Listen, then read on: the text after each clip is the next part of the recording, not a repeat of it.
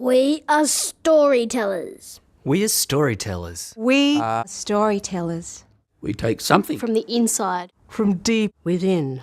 put it on the outside. Turn it Twist it. And see it from a distance. or up close. and share it. Share it. And share it. And share it with the world. We listen. We're curious. We create. We collaborate. And we educate. Information And cultural. Exchange. Information And Cultural exchange. Ice. ice. Ice. Information and cultural exchange.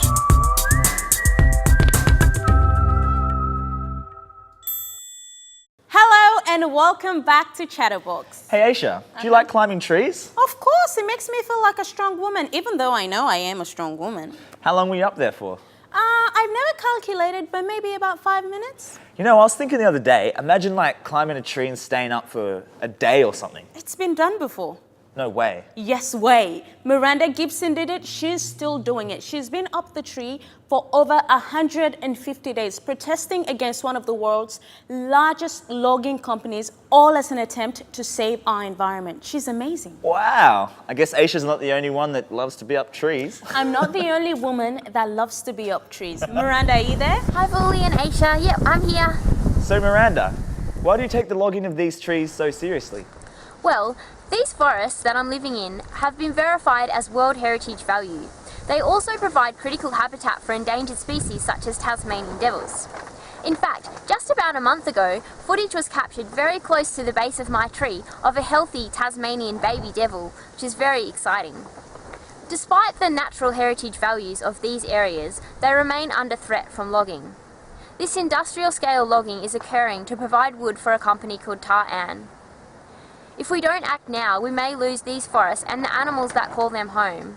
And that is why I'm up the top of this tree, bringing attention to the plight of these forests, because I want to see them protected now and also for the future generations. So Miranda, if you had a minute with the CEO of Tar Ann, what would you say to him?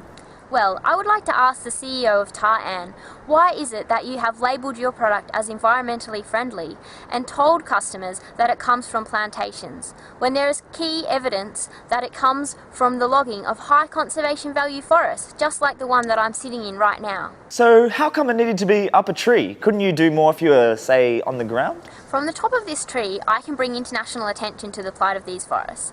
By being up in this tree and also being lucky enough to have the technology and communication access that I do have, I can send the message right around the world.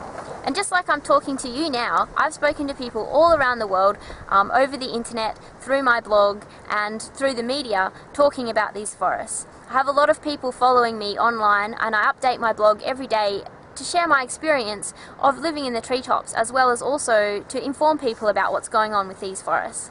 So I think that being up in the tree, I am able to stay here and act as a constant reminder to people that these forests are still under threat and that they need to be protected. So how can people get involved? It would be great for people to get online and check out my blog. It's www.observatory.org, and there you can follow my story and find out more about what's going on in Tasmania's forests. You can also click on a link there and take a very easy cyber action. This allows you to send a message direct to the corporate customers of Tar Ann, and this message will let them know that you're concerned about Tasmania's forest, and also to let them know that instead of being from plantations as Tar Ann claim their product to be, it is actually coming from amazing old growth and high conservation value forests like the one that I'm in now. So it would be great if people could get on board and take part in that cyber action.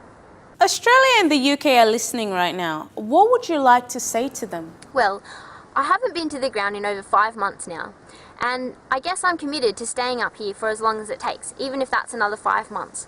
But I sincerely hope that we don't have to wait that long to see these forests protected.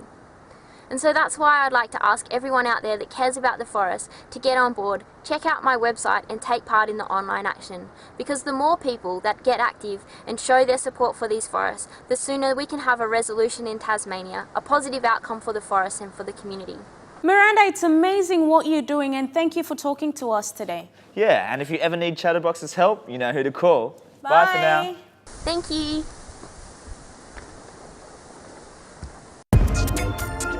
Wow, you know, when I first started out, there was someone up a tree for 150 days. I thought they were kind of crazy, but I think her heart's in the right place. It's women like Miranda that girls look up to.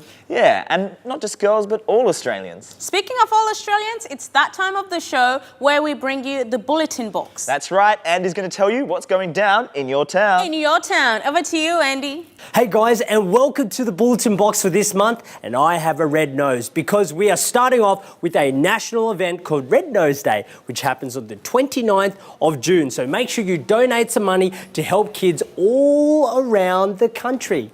Gaga?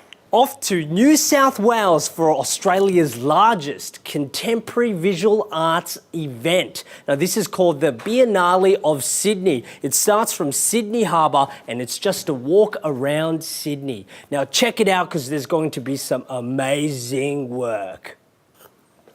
Water is very, very important and you know that. Now we're going off to Victoria because we're going to learn more about water at our water exhibition. Now, if you guys want to learn more about why water is so important, go to geelongaustralia.com.au and find out about this event.